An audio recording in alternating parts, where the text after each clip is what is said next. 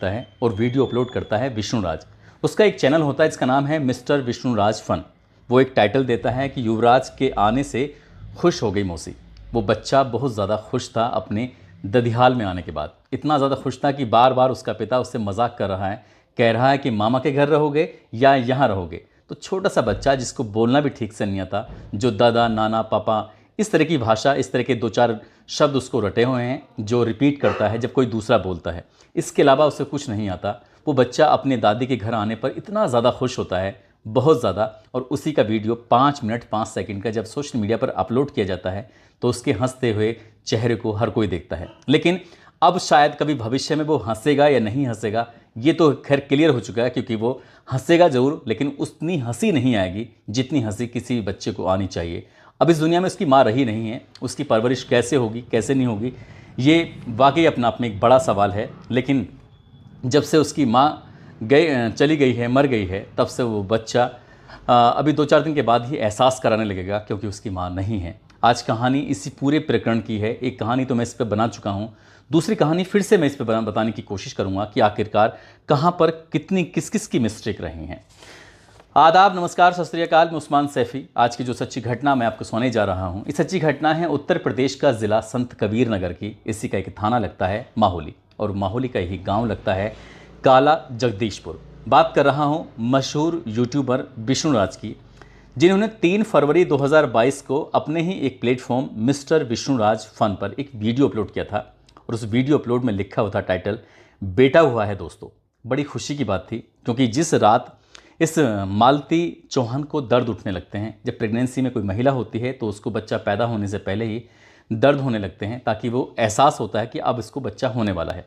अब इसी बीच में विष्णुराज एम्बुलेंस 108 को फ़ोन करता है। एम्बुलेंस 108 का इंतज़ार कर रहा है, और इंतज़ार करते करते वो अपनी पत्नी को दिखाते हुए सेल्फी मोड में कैमरा लगाता है। और कैमरा लगाने के बाद वो दिखाता है कि उसकी बीवी को कितनी तकलीफ़ हो रही है। दोस्तों, अब एम्बुलेंस 108 आने वाली है। कुछ ही देर के बाद 108 एम्बुलेंस आ जाती है। आने के बाद उसमें एक कांस्टेबल होते हैं। कांस्टेबल को दिखाता है कि देखो, ये तो मेरे फ़ैन हैं, ये तो मेरी वीडियो देखते हैं। अब वो पत्नी एम्बुलेंस में बिठाई जाती है। उसके बाद वो खुशी जाहिर करता है। यहाँ से सीन दिखाया जाता है सीधा हॉस्पिटल का। हॉस्पिटल में किस तरह से वो चल रही है मालती चौहान। अंदर जाती है, बेड पर लिटाई जाती है, उसको दर्द हो रहा है, वो तकलीफ़ में है, परेशानी में है। एक एक दृश्य को दिखाने की कोशिश की जा रही थी। रात के जैसे ही 2 बजकर लगभग 3 या 4 मिनट के आसपास का वक्त होता है, तभी उसको बेटा पैदा हो जाता है। यदि डॉक्टर इस बात की अनुमति दे देते कि मालती चौहान को बच्चा कैसे हो रहा है, तो शायद विष्णुराज इस दृश्य को भी दिखाने की कोशिश करता।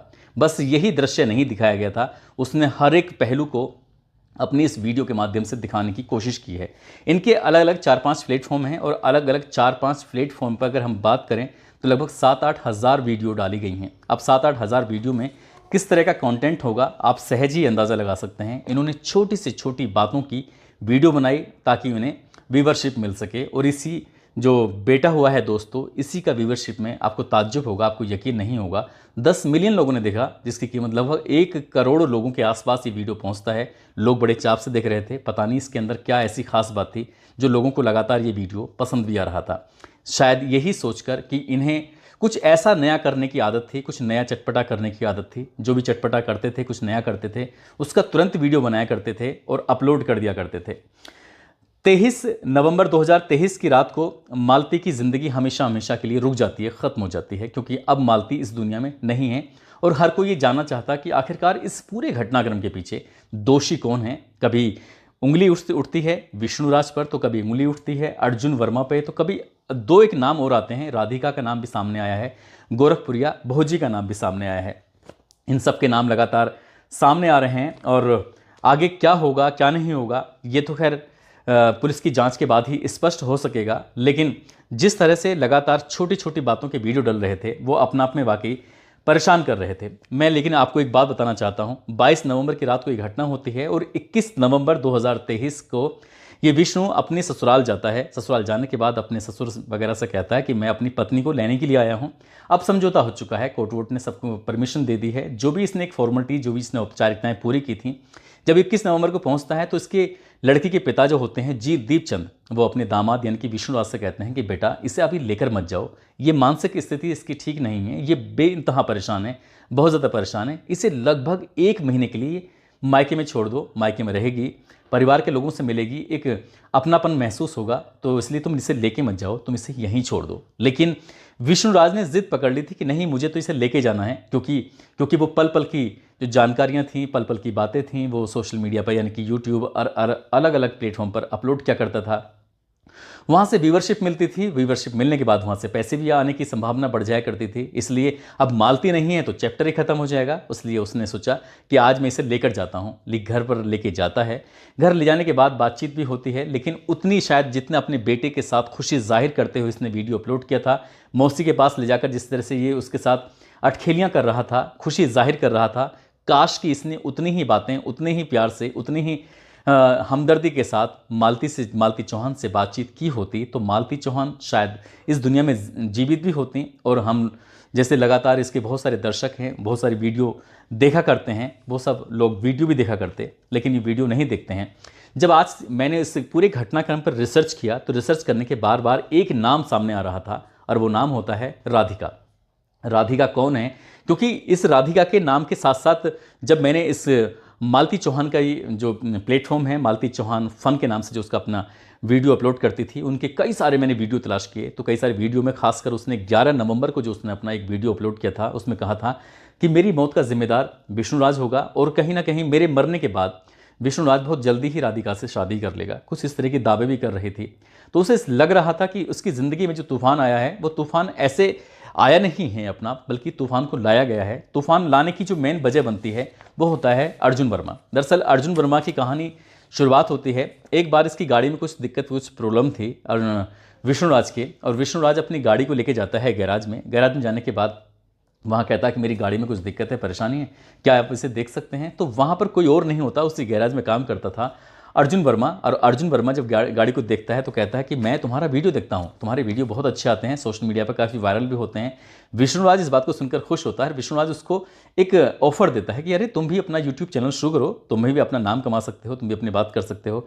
यहीं से अर्जुन वर्मा के मन में एक उतावलापन शुरू होता है। उसने अपना गैराज का काम छोड़कर और इसके प्लेटफॉर्म पर यानी कि अब विष्णुराज के साथ काम करना शुरू कर देता है। विष्णुराज के साथ काम करता था, जहाँ मन करता था वहाँ जाता था, घर में भी बिल्कुल परिवार की तरह रहता था। जब घर आकर देखता है तो उसकी पत्नी होती है मालती चौहान। हालांकि वो पहले से ही जानता था, क्योंकि उसकी जो लगातार वीडियो आया करती थी। और एक दिन रक्षाबंधन का त्यौहार आता है तो अपना हाथ कर देता है कि मैं आपको अपनी बहन की तरह मानता हूँ, क्योंकि वो खुद शादीशुदा है, एक शायद 2 बच्चों का या उससे ज़्यादा बच्चों का बाप भी है। और ये सब जानते हुए, क्योंकि इन्हें छोटी छोटी बातों पर एक्ट करने होते थे, और एक्ट करने के चक्कर में इन्होंने ये शादी का भी पूरा सिस्टम बना लिया। शादी करते हैं, शादी होती है, लड़की अपने विदा हो जाती है, जिसकी शादी खुद उसका पति यानी मालती चौहान का पति विष्णुराज कराता है अर्जुन वर्मा के साथ। उसे लग रहा था कि शायद अब उसकी राह आसान हो जाएगी। राह आसान होगी, नहीं होगी, क्या होगा क्या नहीं होगा, पुलिस को अब इसमें विष्णुराज साथ ही राधिका वाले चैप्टर पे पूरी ईमानदारी के साथ जांच करनी चाहिए, क्या वाकई इन दोनों का प्रेम प्रसंग है। क्योंकि CDR अगर निकलवाई जाएगी तो इनकी बातचीत का सिलसिला होता है नहीं होता है, बिल्कुल पूरी तरह से क्लियर हो जाएगा। अभी पुलिस ने अपने पत्ते नहीं खोले हैं कि इसमें क्या मामला हुआ है, क्या नहीं हुआ, कहाँ तक जांच पहुंची है। लेकिन जैसी शादी होती है, शादी होने के बाद इस लड़की को यानी कि मालती चौहान को एहसास होता है। जब एहसास होता है तो वो मदद मांगने के लिए एक गोरखपुरिया भोजी के नाम से एक चैनल है, वहाँ पर वो संपर्क साधती है। संपर्क साधने के बाद कहती है कि मेरी ज़िंदगी तो पूरी तरह से बर्बाद हो चुकी है, तुम मेरी ज़िंदगी क्या बचा सकती हो। जब ये गोरखपुरिया भोजी से अपील करती है मालती चौहान, तो गोरखपुरिया भोजी को एक अवसर मिल जाता है, मौका मिल जाता है एक बड़े क्रिएटर के साथ अपना जोड़ने का। और उसने वहाँ जाकर समझौता कराने की कोशिश की। समझौता कराया जाता है, लेकिन समझौता कराने के बाद एक एक बात वो अपने प्लेटफॉर्म पर डाल रही थी, दिखाने की कोशिश कर रही थी। देखो आज मैंने विष्णु और मालती के बीच में समझौता करा दिया है, देखो आज ये हुआ है वो हुआ है। छोटी से छोटी बातें गोरखपुरिया भोजी जब लगातार डाल रही थी, पब्लिक में बात पहुंच रही थी, पब्लिक का रिएक्शन आ रहा था, तो इसी रिएक्शन का जवाब दे रही थी मालती चौहान, और इसी रिएक्शन का जवाब दे रहा था विष्णुराज, और इसी रिएक्शन का जवाब दे रहा था अर्जुन वर्मा। लगातार ये घर की बातें जो चार दीवारी के अंदर होनी चाहिए थी वो सोशल मीडिया के प्लेटफॉर्म पर हो रही थी। आपस में जैसी बातें होती थीं वो बातों का सिलसिला लगातार सोशल मीडिया पर इस कदर वायरल हो रहा था कि एक एक वीडियो को कई कई लाख लोग देख रहे थे। अब लोगों की दिलचस्पी इसमें लगातार बढ़ जाती है और जैसे ही लोगों की, दर्शकों की दिलचस्पी बढ़ रही थी वैसे ही क्रिएटर्स की भी दिलचस्पी बढ़ जाती है। जो क्रिएटर वीडियो बनाकर लोगों को दिखाना चाहते हैं, अब उन्होंने निजी ज़िंदगी में झांकना शुरू कर दिया। अन्य क्रिएटर ने अब कभी तो वो गोरखपुरिया भोजी के पास जाते हैं, जाकर माइक लगाते हैं, गोरखपुरिया भोजी सवाल करते हैं, वो उखड़ जाती हैं।